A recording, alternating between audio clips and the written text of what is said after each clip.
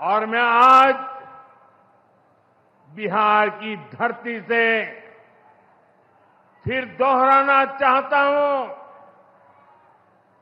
Operation सिंदूर में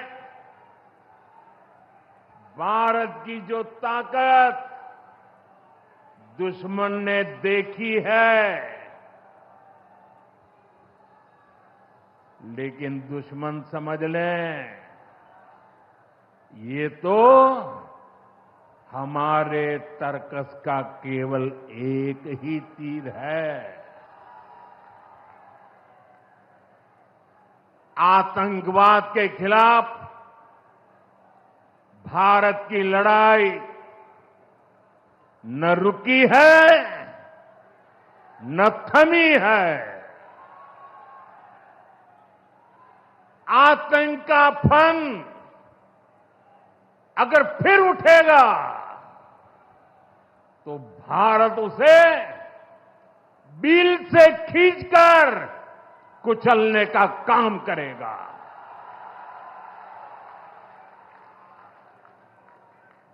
साथियों, हमारी लड़ाई देश के हर दुश्मन से है, फिर वो चाहे सीमा पार हो या देश के भीतर हो। बीते वर्षों में हमने हिंसा और अशांति फैलाने वालों का कैसे खात्मा किया है, बिहार के लोग इसके साक्षी हैं। आप याद करिए, कुछ साल पहले तक सासाराम, कैमूर और आसपास के इन जिलों में क्या हालात थे। नक्सलवाद कैसे हावी था, मुंह पर नकाब लगाए, हाथों में बंदूक थामे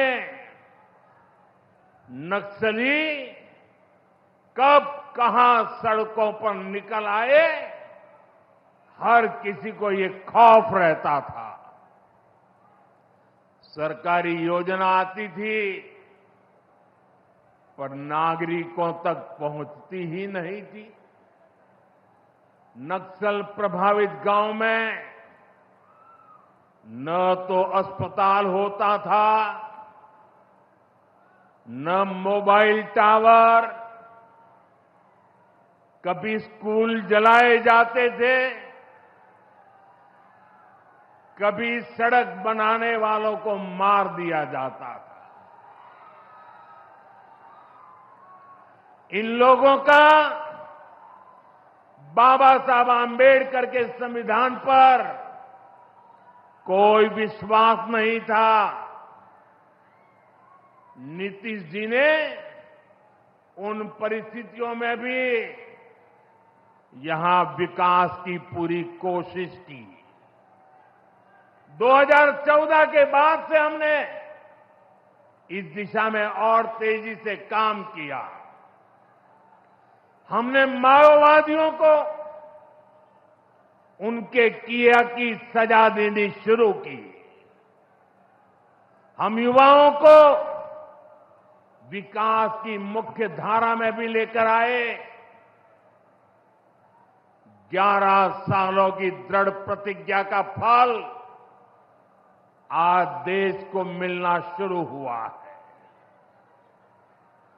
2014 से पहले देश में 125 से ज्यादा जिले नक्सल प्रभावित थे। अब सिर्फ 125 से ज्यादा, अब सिर्फ 18 जिले नक्सल प्रभावित बचे हैं। अब सरकार सड़क भी दे रही है, रोजगार भी दे रही है। वो दिन दूर नहीं जब माओवादी हिंसा का पूरी तरह से खात्मा हो जाएगा। शांति, सुरक्षा, शिक्षा और विकास गांव-गांव तक बिना रुकावट के पहुंचेंगे। साथियों, जब सुरक्षा और शांति आती है, तभी विकास के नए रास्ते खुलते हैं। यहां नीतीश जी के नेतृत्व में जब जंगल राज वाली सरकार की विदाई हुई, तो बिहार भी प्रगति के मार्ग पर आगे बढ़ने लगा। टूटे हाईवे, खराब रेलवे, गिनी चुनी फ्लाइट कनेक्टिविटी, वो दौर अब इतिहास बन चुका है, पीछे छूट रहा है। साथियों, कभी बिहार में एक ही एयरपोर्ट था, पटना। आज दरभंगा एयरपोर्ट भी शुरू हो गया है।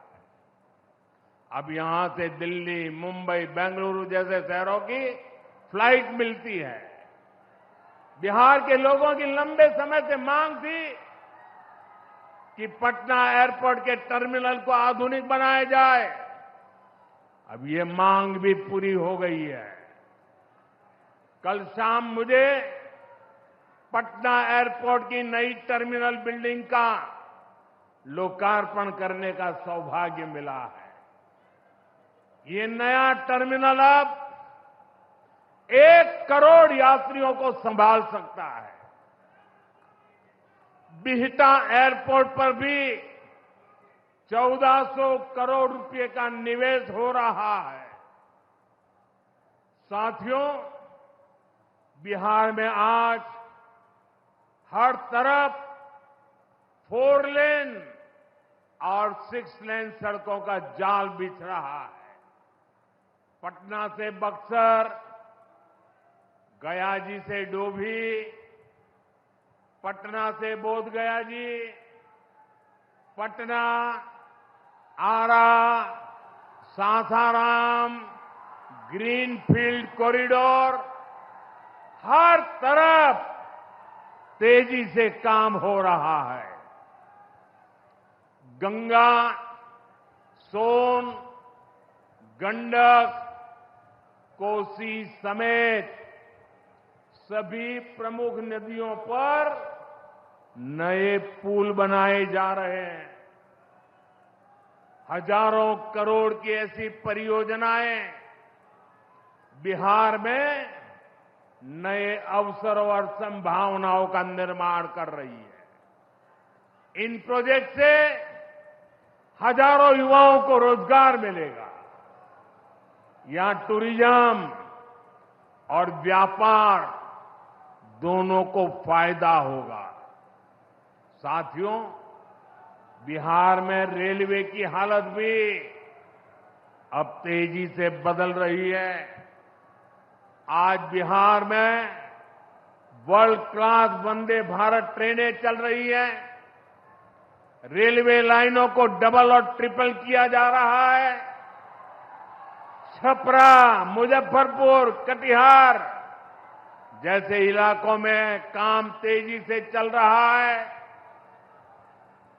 सोननगर और अंडाल के बीच मल्टी ट्रैकिंग का काम चल रहा है, जिससे ट्रेनों का आना जाना तेज होगा। सासाराम में भी अब 100 से ज्यादा ट्रेनें रुकती है। यानी हम पुरानी समस्याओं को भी दूर कर रहे हैं और रेलवे का आधुनिकीकरण भी कर रहे हैं।